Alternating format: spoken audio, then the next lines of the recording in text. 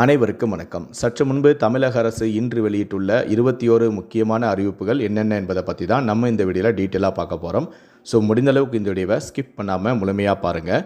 இந்த வீடியோக்குள்ளே போகிறதுக்கு முன்னாடி இந்த வீடியோக்கு ஒரு லைக் பட்டனை ப்ரெஸ் பண்ணிடுங்க.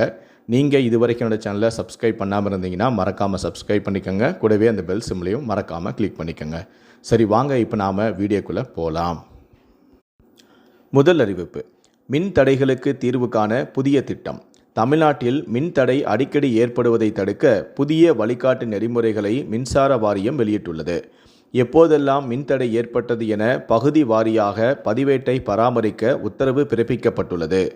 தமிழகம் முழுவதும் நிலையான மற்றும் தடையற்ற மின் விநியோகத்தை உறுதி செய்ய மீண்டும் மீண்டும் ஏற்படும் மின்தடை பிரச்சினைகளை நிரந்தரமாக நீக்கும் வகையில் ரிப்பீட் ட்ரிப்பிங் எலிமினேஷன் புரோகிராம் என்ற புதிய திட்டத்தை உடனடியாக அமல்படுத்துமாறு தமிழ்நாடு மின் வாரியத்தின் தலைவர் மற்றும் மேலாண்மை இயக்குநரான டாக்டர் ராதாகிருஷ்ணன் உத்தரவிட்டுள்ளார். இரண்டாவது அறிவிப்பு, தொழிலாளர்களின் வருங்கால வைப்பு நிதிக்கான வட்டியை 2025-26 நிதியாண்டு 8.25% அளிக்க ஒன்றிய அரசு ஒப்புதல் அளித்துள்ளது.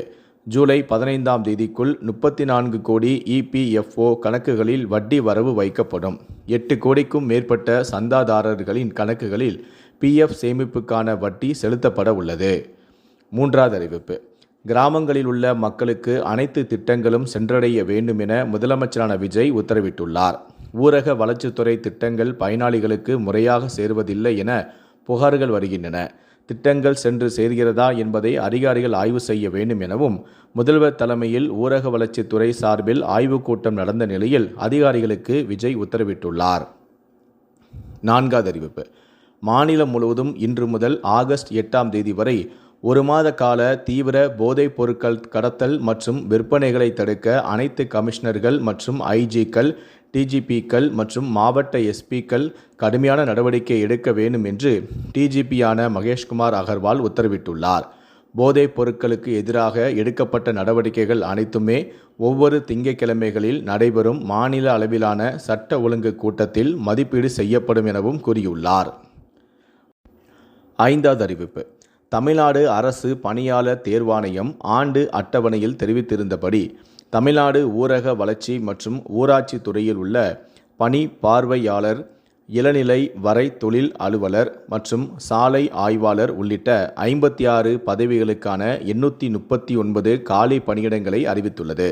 விருப்பமுள்ள தேர்வர்கள் வருகிற 17ஆம் தேதி முதல் அடுத்த மாதம் ஆகஸ்ட் 15ஆம் தேதி வரை இணைய வழியில் விண்ணப்பங்களை சமர்ப்பிக்கலாம். தேர்வு கட்டணத்தை யூபிஐ மூலமாகவும் செலுத்தலாம். OMR கணினி வழி தேர்வு நடைபெறும் என்றும் நாள் மற்றும் நேரம் பின்னர் தெரிவிக்கப்படும் என்றும் கூறியுள்ளது. மேற்கண்ட தகவல் டிஎன்பிஎஸ்சி வெளியிட்டுள்ள செய்திக்குறிப்பில் தெரிவிக்கப்பட்டுள்ளது. இணையவழி விண்ணப்பம் சரிபார்ப்பிற்கான கடைசி நாளுக்கு பின்னர் விண்ணப்ப திருத்த சாளரம் 19/8/2026 முதல் 21/8/2026 வரை 3 நாட்களுக்கு செயல்பாட்டில் இருக்கும். இக்காலத்தில் தேர்வர்கள் தங்களது இணையவழி விண்ணப்பத்தில் உள்ள விவரங்களை திருத்தம் செய்ய இயலும்.